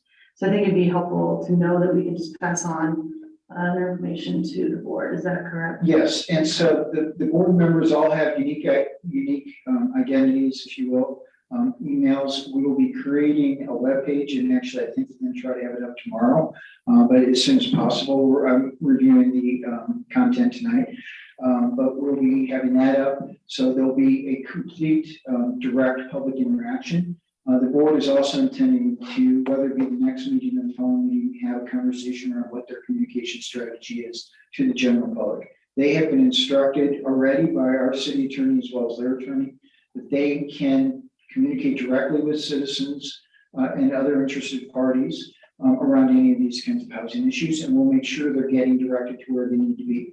The end of this, and again, I apologize if I seem like I'm repeating myself, it's very important, is there are three entities on the public side working on housing of our citizens and future citizens, and that is the Brookfield Housing Authority, the City and County of Brookfield Health and Human Services, or actually Human Services Group, because they're very much client oriented, and then of course the housing team within Economic Vitality. Gotcha. Thank you. And one last question. I do want to echo, about the hiring process through HR. And it was kind of fascinating to hear that HR doesn't even actually know who the applicants are when they first apply. And so, when they're looking at these applications, they don't see a name, they see their resume. I feel like that was really important in their application. And one more question, just talking about the three payments that are spread out, can you explain why we're dispersing those three separately versus all at one time?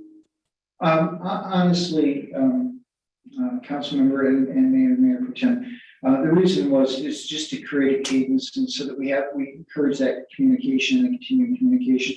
Secondly, we ask that they provide us a written request for the funds and make whatever commitments they want to do within those requests.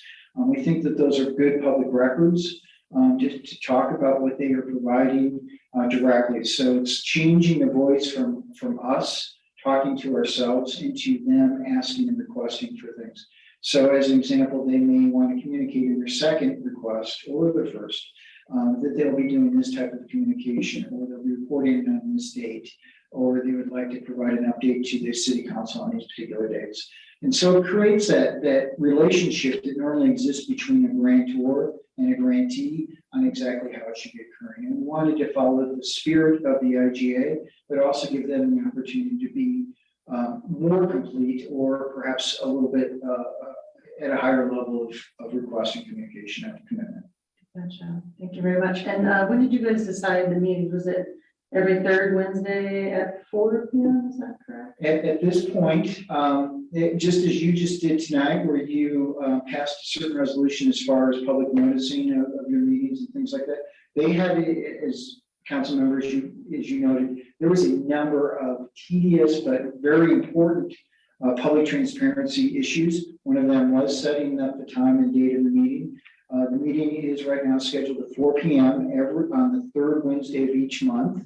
Right now, it is being scheduled for the Heritage Room in the Health and Human Services Building down at Spader and First on the northeast corner. Those are public meetings. We're hosting them in a very similar manner to that we do the city council. It is being publicly noticed, though, by the Broomfield Housing Authority. It is not publicly noticed by the city and county of Broomfield. We likely will share that information as much as possible, but that's the required public noticing. Perfect. Thank you very much. Thank you. Councilmember Cohen? Thank you. Apologies in advance for digressing slightly off topic, but the topic's housing, and Mr. Remind is in front of me, so I'll take the opportunity. I'm curious if there's been discussion in light of the fires, what different or increased pressures are now going to be upon this area in terms of affordable housing, with 1,000 households suddenly wiped out. And I know the pressure is increasing on rentals in this area. We were lacking 1,000 to begin with, and now we have even a bigger dip. Next, I noticed there was one affordable housing facility in Boulder that was waiving the income limits. Had a goodness of heart to make it available, but obviously that puts a bigger squeeze on the people who truly need affordable housing. And I've also heard reports of gouging, which is probably not within our area. It's more the Attorney General, the DA, but I've heard reports. I mean, I've read in one story, someone was renting a house for $3,000, was told it'd be $6,000 in 6 months. I've heard other reports of people basically being, they described it as auctioneering and being, priced up and up and up and having to make bids to find housing. So I'm just curious if that topic, it's a different wrinkle that you were anticipating that's been talked about or thought about, what the pressures and things we might need to address. Mayor Pro Tem, council members, Councilmember Cohen, you're absolutely right. The tragedy and the human suffering that occurred on December 30th and 31st is going to carry through far beyond just the relief and the rebuilding and some of the things. As you all know, the president came. The emergency order was at the national level in place. HUD is right now putting together what they were able to do from the standpoint of waiving certain things or bringing additional resources. Obviously, the federal government has come to play, as has the state. From the standpoint of Broomfield, we have stood with our neighbors and will continue to stand with our neighbors, as the city county manager has pointed out a number of times, and as the mayor has talked about earlier. We have already received a request from one of our for-profit affordable housing entities of whether they can be possibly waived. Since those are HUD dollars, we're checking with HUD to make sure that we could, under emergency circumstances, potentially waive some of the requirements related to it. I think you're absolutely right. We've already heard from the market standpoint that there's a number of people that are seeking rental housing to replace some portion of what their family lost. I just want to also reference everyone to the fact of, as I mentioned, this is going to go on for a period of time. From looking at some of the best practices from other parts of the country, the full relief of this is likely going to take 2 or 3 years. And so what we are doing wasn't intended in quite that way, but what we're trying to do is expedite and bring forward more affordable, more housing as fast as possible. And so the action this council and the previous council took in order to create these types of mechanisms that we're doing is actually already starting to help. It won't be tomorrow in some cases, but it is helping. I would just make two additional notes just for your information. I think some of you may know it. Academy Place is right now taking their list and starting to lease up. That's the project just to the east or to the west of us on 120th. At the same time, we're working with Lennar Homes right now. They expect to begin delivering some of the affordable for sale units near Palisade, beginning in April. And so we are seeing those, and we as a staff will continue to work to try to make sure that we are getting the housing that we can and getting it moving forward as fast as possible. Just because of, as you point out, there was already a gap, and this just has extended that gap. And I think that's what we as a partner are going to do. City Council or City County Manager, do you have any additional comments? No. Right, well, thank you for answering your questions. Any other council member questions? Seeing none. Next is council's consideration of proposed resolution number 2022-19. Will the clerk please read proposed resolution number 2022-19 by title? Resolution 2022-19, authorizing and approving the initial funding for the Housing Authority of the City and County of Broomfield. Is there a motion, Councilmember Henkel? So moved. Is there a second? Councilmember Ward. Will the clerk please call the roll? Or is there any discussion? Sorry. None? Okay, good. Now, will the clerk please call the roll? Lindstedt, Yes. Marsh Wolfson, Yes. Schaaf, Yes. Ward, Yes. Anderson. Yes. Cohen. Yes. Hinkle. Yes. Jazirski. Yes. Leslie. Yes. Lim. Yes. Thank you. That passes unanimously. Thank you very much, Mr. Romine. The city and county attorney's report is next. Ms. Rogers, do you have a report? No, thank you. Thank you. The city and county manager's report is next. Ms. Hoffman, do you have a report? I do, as we continue to think and talk about the tragedy that occurred recently. So quickly our mind fades of what that impact was. But we have many employees and professional cohorts that we worked with, that I continue to work with, that lost their homes. Malcolm was one of them in Erie. Our executive director at Colorado City County Manager Association, Mary Ann, lost her home, and the pets. So again, we're consistently touched. And one of the things that Chief Krieger spoke to it tonight, but one of the things that sets our community apart is clearly who we are as individuals, whether we're under this roof or whether we're not, and rallying together. So I wanted to take just a minute. There's just, I'm not going to do the labor intensive list, but I do think it's important for council and our community to know to the level of assistance that we provided. In fact, we just, our public works crew is fully back after having been deployed for quite a few days, particularly on the water. So again, it's the fresh, it's keeping something fresh in our minds. The assistance, we were able to navigate the Nordstroms for Precious Child, who will now be a hub for FEMA as we move forward for the next 9 to 12 months. That will be a source of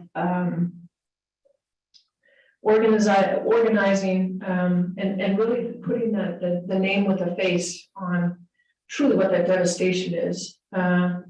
Mentally being prepared to drive through Superior and Louisville, it looks apocalyptic.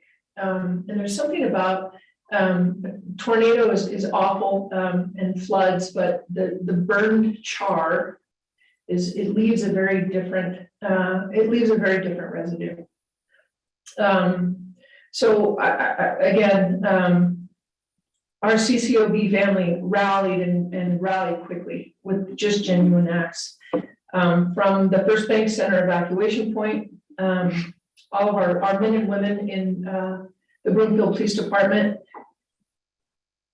again, the number of vehicles that were damaged from our officers that were frontline posted out by Via Vara that were keeping us live time transitioned to ensure that we made the right call as quickly as we could. It was a gut-wrenching decision, particularly with evacuating the detention center. I mean, that was the chief and I standing at that whiteboard.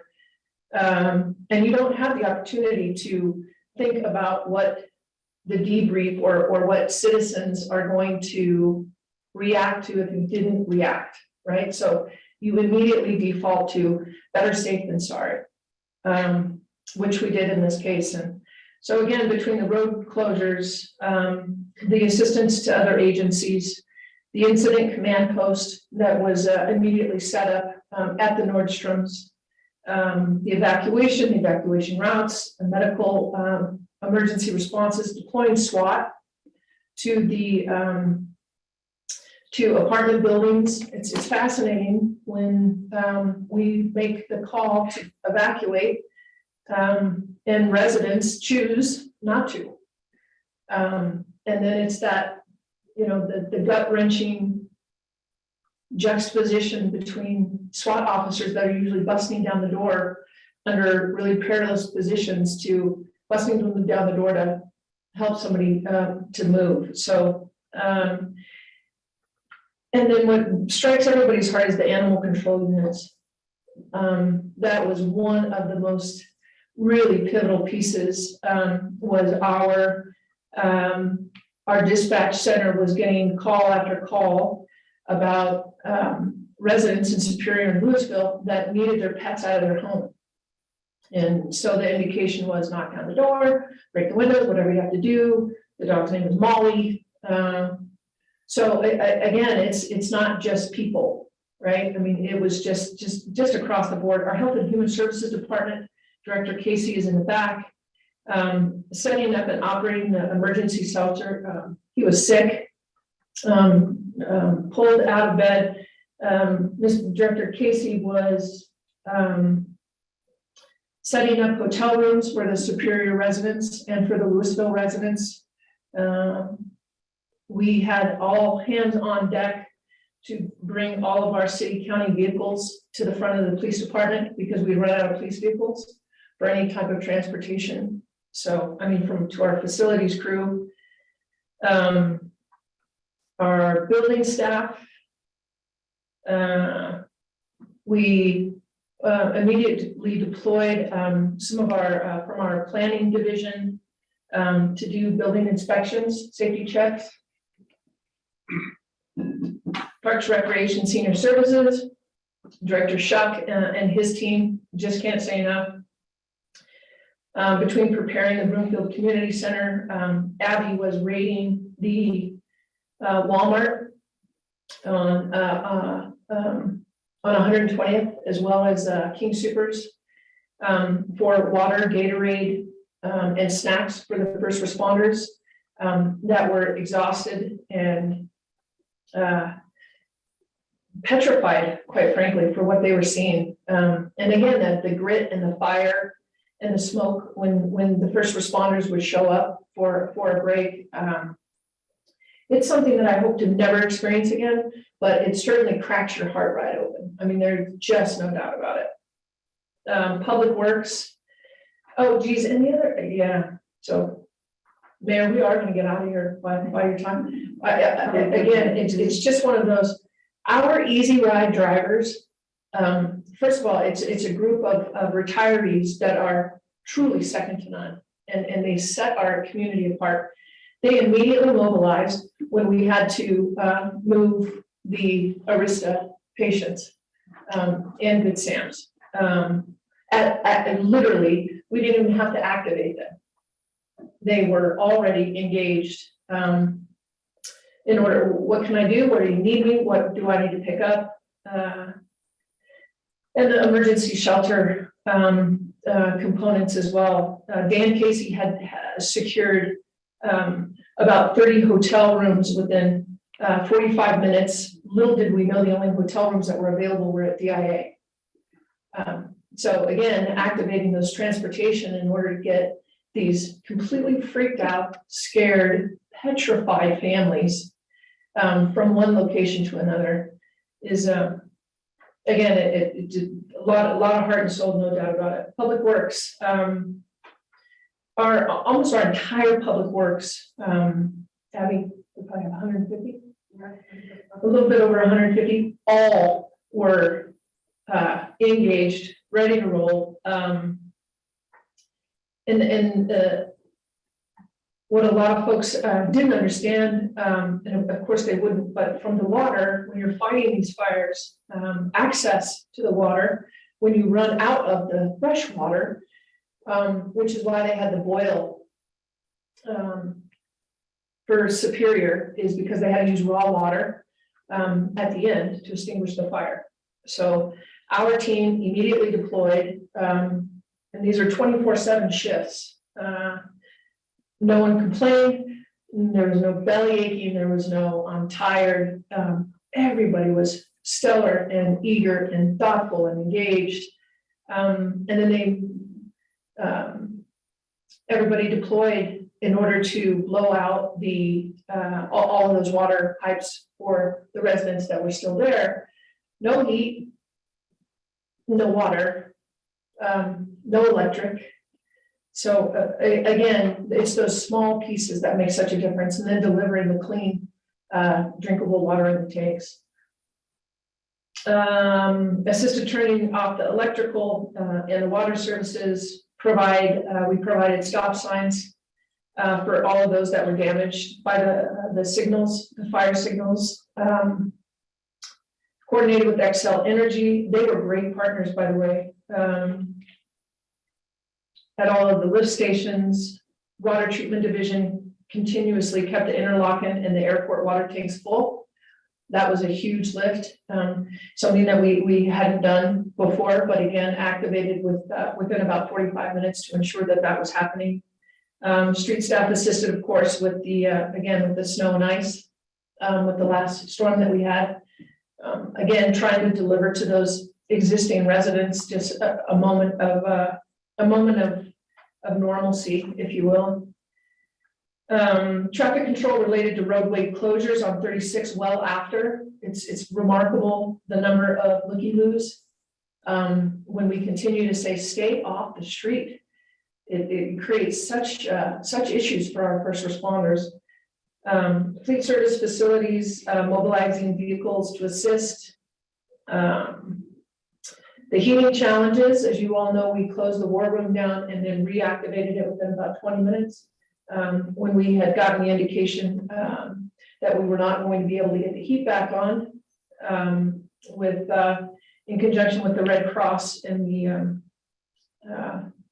the heaters. I know that the mayor was, and generally that is the case. They're going to pick the person that has the most exposure. So the partnership was pretty remarkable between staff and our mayor on keeping things well engaged and well under control. We're grateful for that.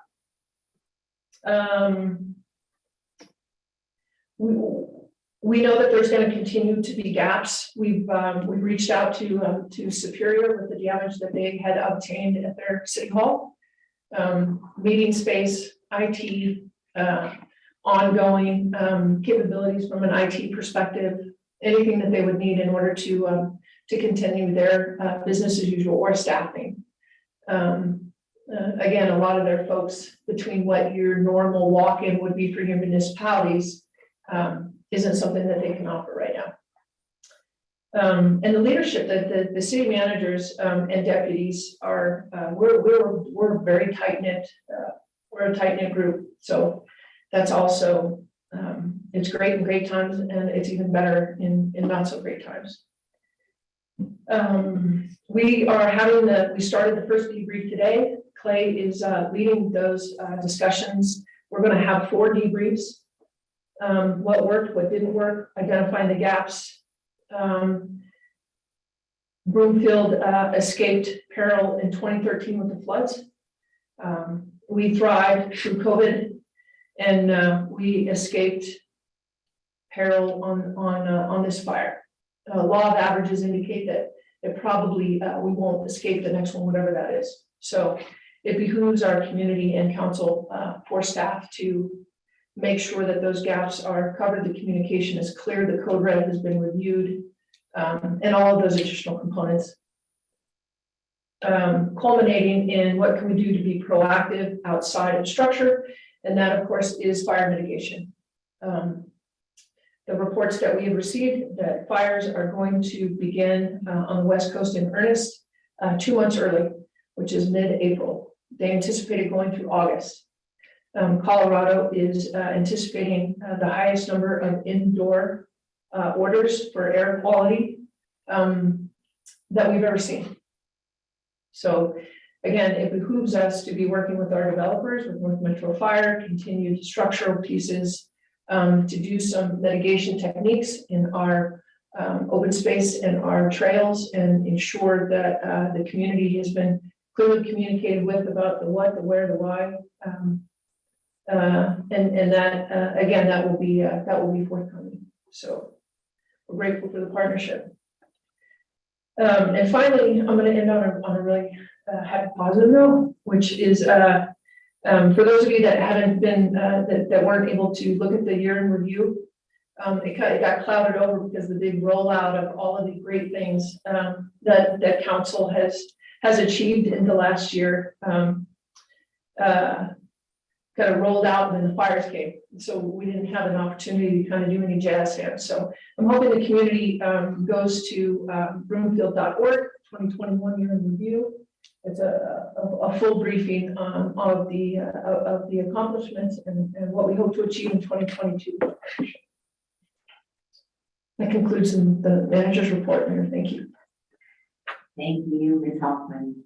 Wow, I didn't even realize so much of that was going on, but I'm grateful it was. Does any member of council have any questions or comments?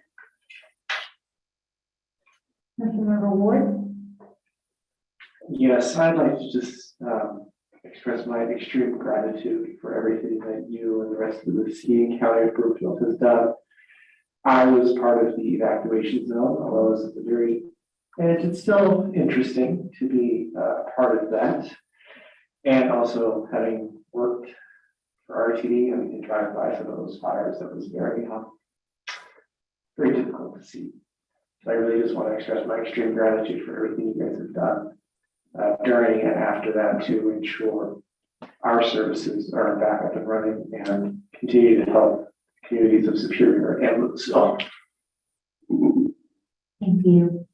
Anyone else? Councilmember Shea. Thank you, Mayor. Thank you to all Broomfield staff for your work. What a tremendous effort and a tremendous galvanizing of talent to support our neighbors in Superior, Louisville, and Boulder County. It was a moment's notice. I know this very close as my wife was between the castle and exit and the top of the hill there on 36 as that fire started to come up that hill. She was one of the first cars through that smoke, which we just drove the other night, so she could kind of retell me what that was like. So it moved very quickly, and like you said, Manager Hoffman, from 2013 floods to the Marshall Fire, we've dodged disaster at this point. During the many months of recovery with FEMA being involved, to know some of those elected officials that are still dealing with those 2013 floods. Recovery does take a long time, just in that in the infrastructure, but also in the hearts and minds of those that are affected. So we have a long recovery ahead of us in this jurisdiction. With any of these disasters, it forces me to reevaluate my readiness plan at my house. I live at the right there on the ridge of Broomfield, and myself and all of my neighbors were definitely looking at the fires coming towards us. And so, thinking about those conversations in the community, what that readiness plan looks like personally. But I'm curious, and you talked a little bit about this, evaluating our city and county Broomfield readiness plan. I'm sure that with every disaster that comes comes about in our region, that we look at our systems and our processes to ensure that we are going to be able, if there is the need to deploy something like that. You had mentioned the 4 kind of debrief meetings that are going to happen. How will that all become public for residents to kind of learn about and to ensure that, hey, Broomfield is ready for the next disaster that comes? Thank you for that question, Councilmember Chaffin. While we were, when we activated the war room, we were thinking of you and Corey, wondering if she was still stuck up there, actually. So a couple of different things. One, there's the debrief component from a process structural perspective, and then there's the community outreach and engagement. So two different parallel paths.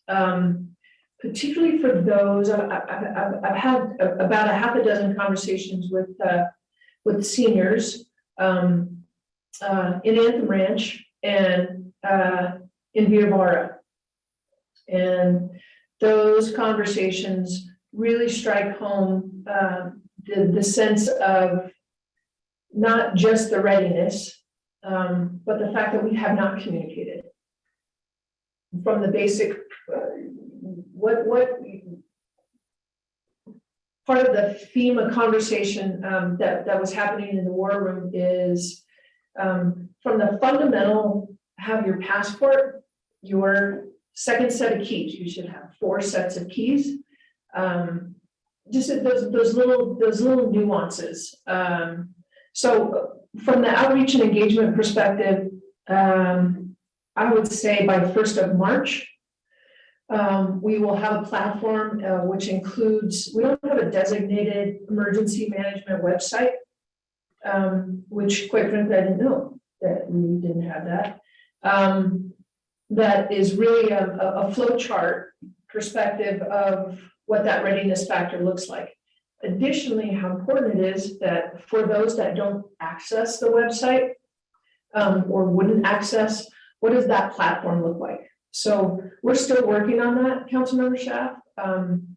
I can say though that this is not something that is 6 months in the planning, particularly as we're preparing for those summer fires. It is going to be really impactful for us. So give us a little bit more time on exactly what that plan looks like, but from an outreach and engagement perspective, I would think by the 1st of March, we'll have the website up and functioning. Clay, Director Shuck is leading those debriefs, and that will help us with the 4 parallel paths. 1, PD and fire. You know what? I would be remiss also from the psychological and mental health component. Our partners at Community Reach and Mental Health Partners were immediately activated. I should have had that on my list. I would be remiss not to mention that, and the ongoing conversations that they're having. So a kit, outreach and engagement, sewing the pieces together. The mitigation would really be the 3rd parallel path, and then the nonprofits and the faith-based communities is that 3rd track, culminating in kind of that overall plan and engagement, what that looks like. Thank you. That's all I have, Mayor. All right, Councilmember Hinkle. Thank you, Mayor. Thank you, City and County Manager Hoffman and Abby and everyone. I really appreciate all of your hard work, and I understand that it was very difficult because jobs were shifting too. There was a lot of miscommunication and things just happening, and it just happens. And so I appreciate people moving into spaces where spaces were all of a sudden empty and you guys had to shift. Secondly, I wanted to just let everyone know that as our populations change, as we do these debriefings, a lot we do, just to keep in mind, we will have 6 families of Afghan refugees. We'll have a lot of other refugees coming. And I had to reach out to Denver Immigration Services just in case. We had to evacuate like a family of 12, for instance. So just knowing our population as we look forward to these emergency evacuation, scenarios, what does that look like for populations, that don't speak English? So as we look at that in the future, what does DEAI look like with our diversity, equity, access, and inclusion? I was very thankful for Denver Immigration, texting me saying that they had a bus ready in case we needed to evacuate.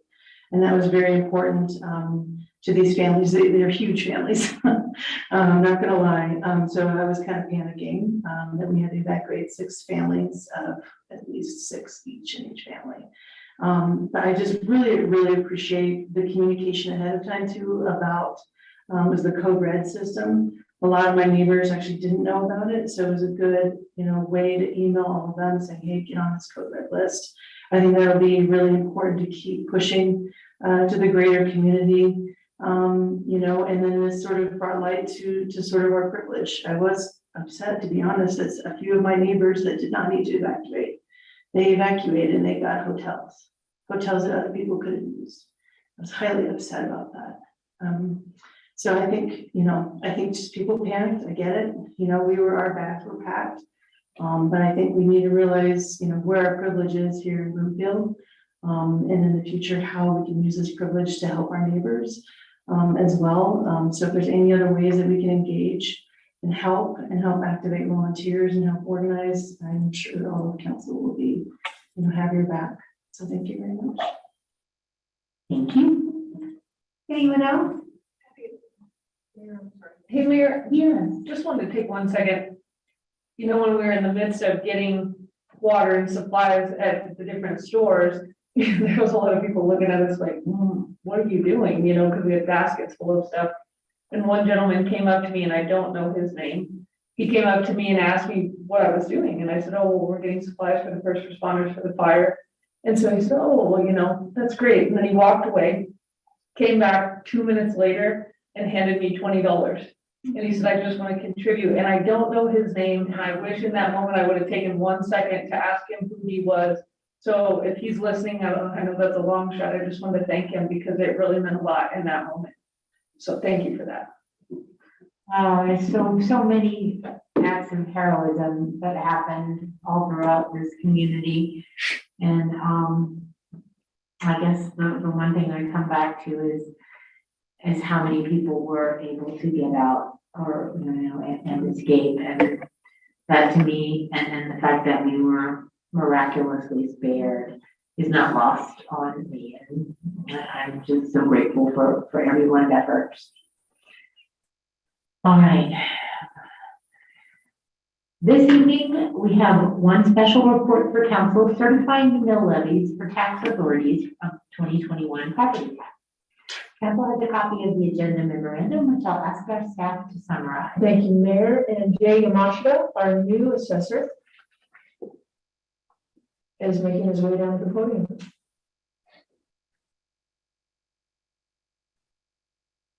Enlighten us, Mr. Mashad. Good evening, Mayor Pro Tem and council members. I'm Jay Mashta, City County Broomfield Assessor. Tonight I'm going to present to you the 2021 mill levies. I'm going to go through a little bit of a summary here. In accordance with the state law, public entities levying property taxes within the territorial limits of a county are required to certify their levies for property taxes to boards of county commissioners by December 15th of every year.